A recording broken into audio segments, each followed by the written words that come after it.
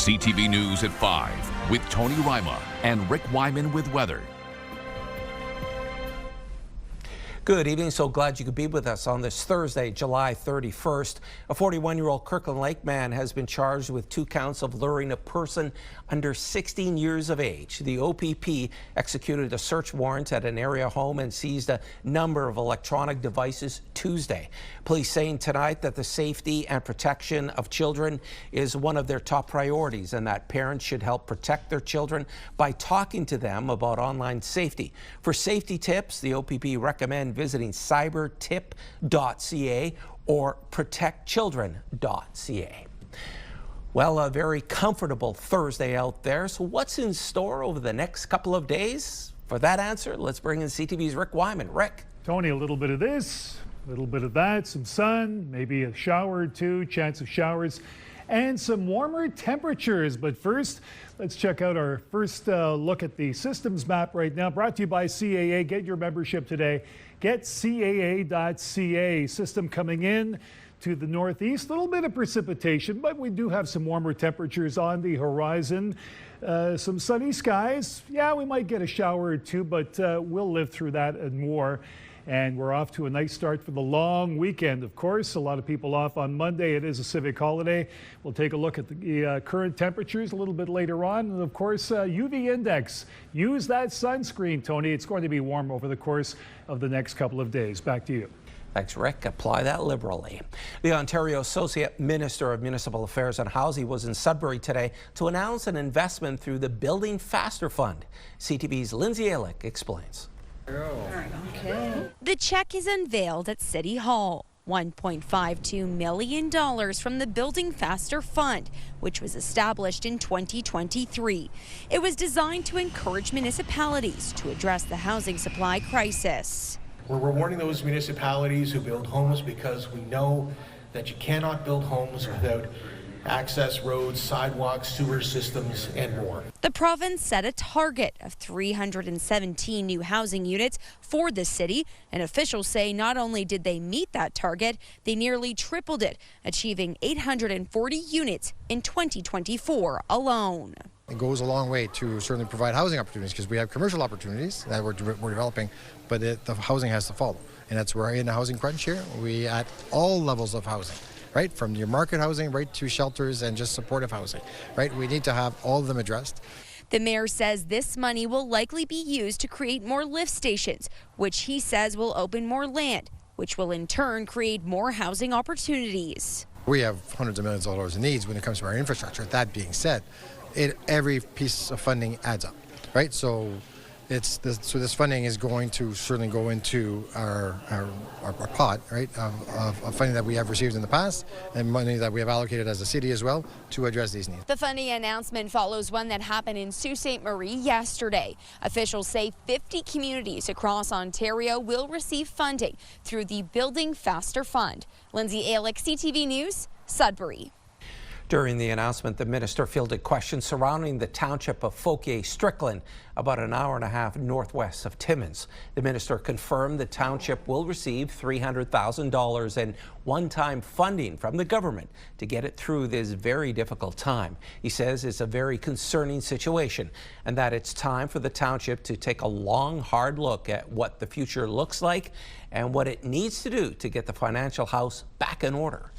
Got officials from the ministry working with them. I don't want to speculate on what the exact solution is for that community because I think there's still work to be done to assess how this happened and what can be done in the future to avoid it happening again. So we're taking the opportunity again with an injection of cash to keep the services going, but also that opportunity to keep talking with them, understanding what's going on and create a better path for the future. But I don't want to suggest what the solution would be at this time. And the township accumulated $2.5 million in debt over the past decade. Ontario Premier Doug Ford says his province is throwing everything it has at dozens of active wildfires in Northern Ontario. But he says what is really needed is a national strategy.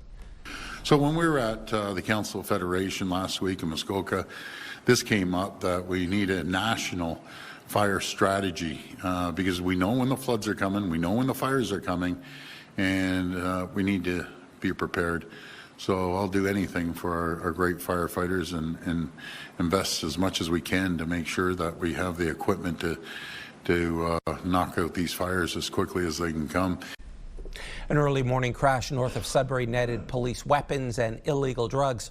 Around 5 a.m. yesterday, police and fire crews were called to a crash on Highway 144 north of Halfway Lake. They found brass knuckles, a conductive energy weapon, along with cocaine and opioids. 2 men from Southern Ontario are now facing drug and weapons charges. To read more on this story, visit CTVNewsNorthernOntario.ca. It's time for a quick break. Coming up on CTV News at 5, Rick has your full weather forecast. Right now, though, let's head to Elliott Lake. This is a live webcam from the fire tower. It's 23 degrees and sunny. We'll be right back. When you see it happen, send it to CTV News. Text 10400 from your screen to ours. Text 10400. Well, for a lot of people, the weekend starts, at least the long weekend starts tomorrow, but for some, it starts today, off to a running start. Let's take a look at our forecast radar as to what people can expect for the next couple of days. We've got a hint of precipitation throughout the northeast right now, heading into early Friday morning, perhaps in Kapuskasing with a touch of rain. That will continue by about the noon hour as well, and some scattered showers.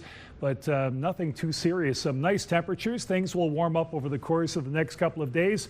As you are about to see, Sudbury Nickel Belt UV index of 8 for tomorrow. Sunshine Saturday, Sunday, Monday. Holiday Monday, 25 chance of showers. And Tuesday, chance of showers as well at 26. So you can see that trend developing. 23, 27, 28 degrees as that temperature starts to rise. Sault Ste. Marie Algoma, humidex at 27 tomorrow. 3 straight days, sunny skies, Saturday, Sunday, both days at 24. Chance of showers on Monday at 23. Tuesday, some sun and cloud at 24. So it looks like Monday may be a little wet right across the board. Timmins, Cochrane, Kapuskasing, chance of showers tomorrow. Risk of a thunderstorm as well at 23. 28, sun and cloud Saturday. Back to chance of showers on Sunday at 25. Here we go. Monday, Tuesday, sun and cloud both days. 22 and 26. Timmins, Cochrane, and Kapuskasing defying the odds on holiday Monday. They don't want a chance of showers on that day. Here we go with Temiskaming Shores, Kirkland Lake. Local smoke in the forecast for tomorrow. Chance of showers. Saturday, Sunday, sunny skies at 26. Chance of showers Monday.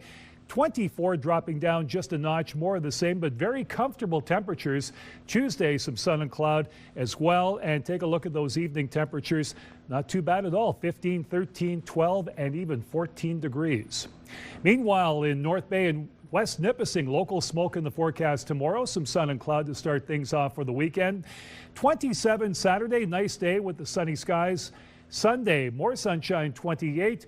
Chance of showers on Monday at 30% at 24 as that temperature drops, and back up to 26, slightly above normal on Tuesday. Some sun and clouds. So Tony, I don't know about your plans. My plans will involve a little bit of work around the house. So we've got some nice temperatures, not extremely humid or hot, but enjoyable for the long weekend, even with a hint of rain. Back to you. All right, thanks so much for that, Rick. An oil spill on the St. Mary's River near St. Joseph Island is now contained.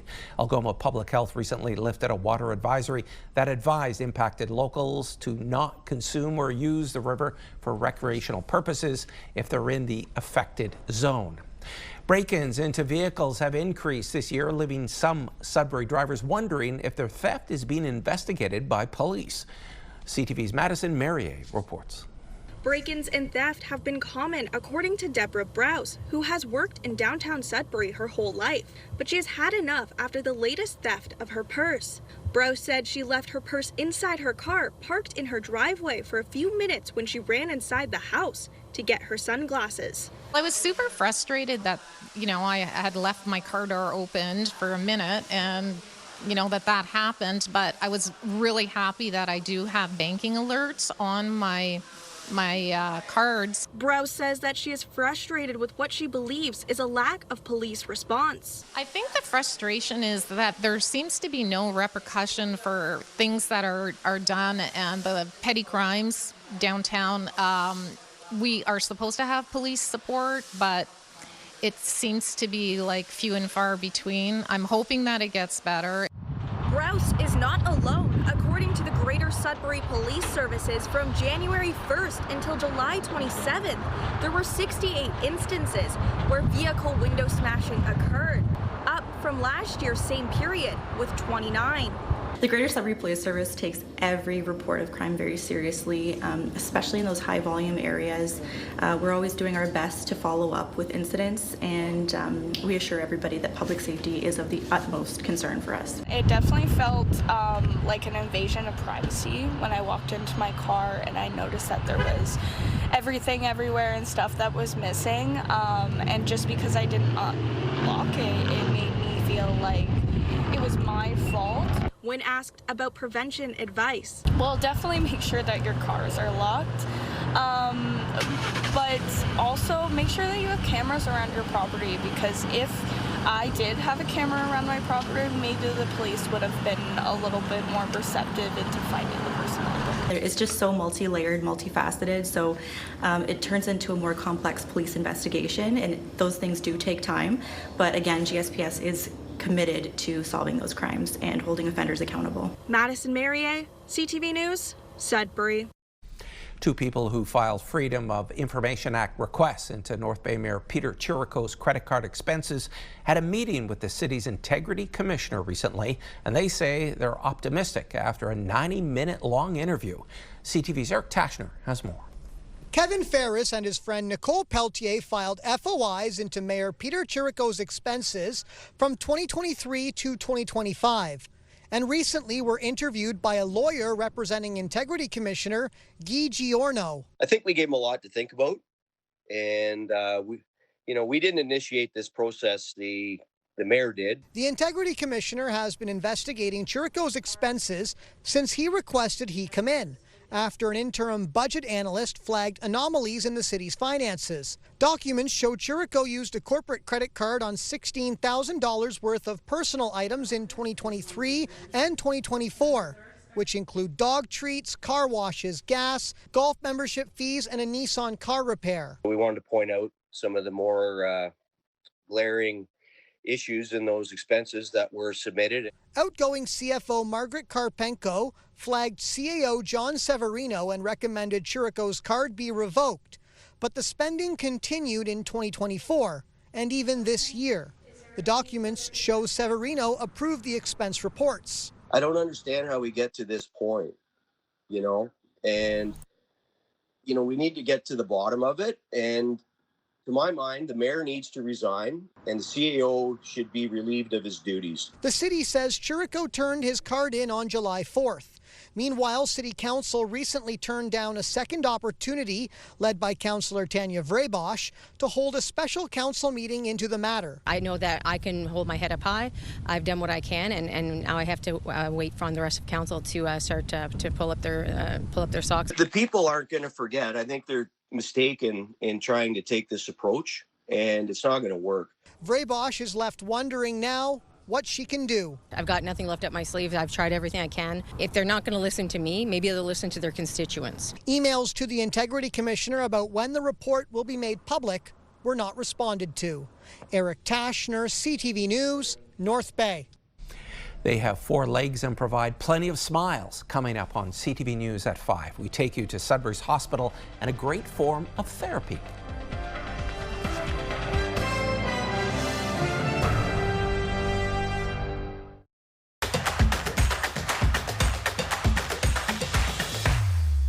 July is over, and of course, it's the end of Burger Wars for this year, 2025. A tremendous success from what we are hearing. And to tell us more, my good friend Jerry Lougheed Jr. of the Lougheed Foundation.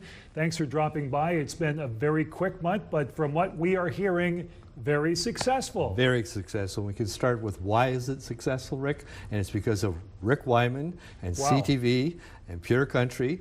You, in the spirit of Gordon Ramsay and Wolfgang Puck, the hamburger connoisseur of Northern Ontario, and particularly Sudbury, is our friend Rick Wyman. He had wonderful interviews, but then also tasted some wonderful burgers. And to answer your question, in fact, we had 33 restaurants which was up by 2. In the 33 restaurants, everybody has reported better sales than last year. Not to forget, last year, L'Arche got $2 a hamburger. This year, they got $3 a hamburger. So, in fact, we anticipate more participation and more revenue. And of course, the Lougheed Foundation came through big time. I'm assuming $25,000 you were matching for the first $25,000 raised. Absolutely, Rick. Now, hamburgers were your specialty, and I think basically speaking was my specialty. I'm not sure about you in math and me in math, but I do know that my brother and I said, listen, first $25,000 will match. Last year, they raised $26,000. So if I do that hamburger math, if we're ahead of last year, I think it's pretty safe to say we're going to do over $50,000 this year. Fantastic news. Tell me more about L'Arche. Where does this money go in terms of their development and programming? Well, we have this property on Bancroft Drive, which we anticipate to build apartments and housing, which we all know not only in Sudbury, but perhaps in Canada, housing is perhaps one of the most urgent issues. L'Arche has some wonderful plans to be able to have the apartments for the L'Arche people, and then there would be other social housing within that property as well. There'd be a community hub, which in fact a community, the neighborhoods could gather for activities, concerts, counseling, etc. So it's a pretty exciting project. Right now that we've generated $2.2 million out of the $4 million we need to raise in the community. We're hoping the federal government, the provincial government is committed. Paul Lefebvre is our champion for our mayor. And I think that's what inspired an awful lot of those hamburgers that people created. Tula from Apollo was so pleased with your interview, but she also was pleased I'm helping build L'Arche. Our friend Ryan over at Tony V's, Ryan said, boy, I've got two burgers for this wonderful Burger Wars because I believe in L'Arche. Last night, our friends at Finn McCool's had a customer appreciation reception, and all the money went to L'Arche. Why? Because they want to build this building to make Sudbury truly greater. Here's the toughest question of the night. When do we know about the final amount? I would suggest that on August the 11th, definitely we're going to have some final numbers. Janet Schelke is our event planner, and she's working on trying to do all the calculations right now. But a big thank you to those 32 restaurants. Big thank you to all those hamburger eaters, and a big thank you to Rick Wyman and his team. You're too kind. Jerry Lougheed Jr., as always, my guest from the Lougheed Foundation, of course, spending a lot of his money. We'll know in just a couple of days how much money we've raised for Burger Wars 2025. Well done, Rick Wyman. Well, construction is underway on an advanced mining training center in Sudbury. These photos come to us from Technica Mining showing the work that started. This center is designed to support the growing skilled labor shortage in Canada's mining industry. What makes this center special is that it's being built in conjunction with the Atikameksheng, Anishinaabe, and Wanapate First Nations. Through the partnership with local Indigenous communities, Technica hopes to create meaningful pathways for Indigenous workers entering the mining industry. Once completed, the center will offer hands-on training in a real underground setting for both new and experienced workers. Sometimes the best medicine comes from 4 paws and a wagging tail. The Pets as Therapy program at Sudbury's hospital has been around for 4 decades, providing comfort to patients who need it most. CTV's Amanda Hicks has more. These furry volunteers have a very important job to do, providing some positivity to patients at Sudbury's Health Sciences North. We have some special guests. Yes. This is the Pets as Therapy program, now referred to as Angels on Leashes. It was started by Rita Terry's veterinarian 40 years ago, and she's been a part of it right from the get-go. We're very much in demand. We go once a month to each floor. And we could be going 7 days a week, but sort of have to limit. And I try to have about 8 dogs, 6 to 8 dogs at each visit. There are 21 dogs and 20 volunteers in the program who visit 19 floors in the hospital, including the emergency department and the cancer clinic. Volunteers are always needed. There is a commitment that you have to make, no question about it. We come to the hospital 3 times a week during the year, normally. But again, it's, as Rita told you before, it's the best job in the world. And the payback is both ways. So if you're looking for something that really brings you joy and you can bring joy to other people, it's a great thing to do to share your dog with somebody. There is science behind all of this cuteness. Research shows that petting a dog can decrease cortisol levels, otherwise known as the stress hormone. Terry says the program benefits patients and workers at the hospital, and it's not hard to see why. Just to see the expressions on the people, and the staff will say, oh, she's been depressed, she hasn't said a word in ages, she's so depressed. And the smiles, they just, you know, you can't help but like doing it, because it just makes your heart feel good. It really does. I can't explain it any better than that. You can see people walking down the hallway and all of a sudden a smile breaks out on their face when they see the dogs. And you know you've made somebody's day better. Amanda Hicks, CTV News, Sudbury. And we also love our nature here in the north. When we return, we'll take a look at your community.